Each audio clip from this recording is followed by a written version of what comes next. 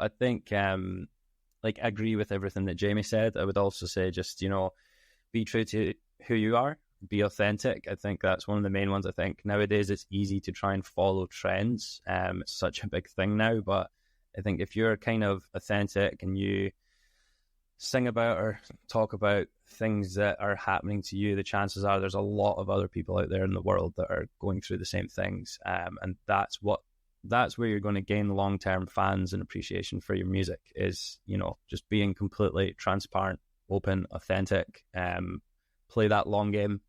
It doesn't happen, it won't happen overnight. But I think if you can just be, if you can be happy with, who you are and what you're talking about, I think people see that authenticity. And I think that is really one of the keys. So yeah, don't give up and just be true, be authentic, be who you are, and let that come through in your music. That would probably be my advice to my younger self. Don't be scared to talk about things that, make you feel a little uncomfortable, because people see that realness, people hear that realness, and I think that's where you can get special connections to your music. Yeah, that's so true. I mean, it's not easy to be vulnerable. Again, kudos to you guys for putting that out there, that emotional tone. And I think that, I've said it before, I think I said it even here, that emotional connection is what's going to rise your music to the next level. People are going to share that. Hey, have you heard this? Have you heard that? From the beginning of time, have you heard this song? And they'll pass that on. So that's a wonderful thing to talk about as well. What else, guys? Do you have anything else before we close? Anything else you'd like to tell our listeners about Copper Lungs or about resilience?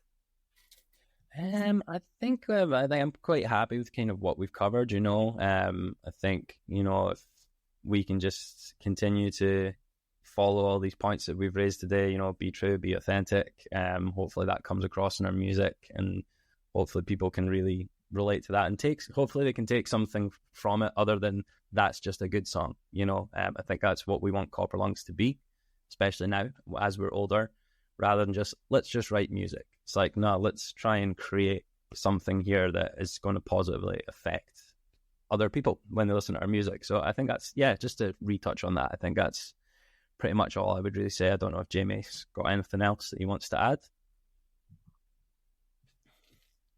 I think, you've pretty much nailed it there, Darren, but I think we're in a society itself now is so focused, you can reach anything from the palm of your hand. And I think there's so much in the palm of your hand that don't be scared to be uncool, because there's going to be some people out there that think you are cool. There's going to be some people that think you're uncool every time. So, building that personal resilience to just be true to yourself, not worry what others think, and do what makes you happy will, in the end, be what's best.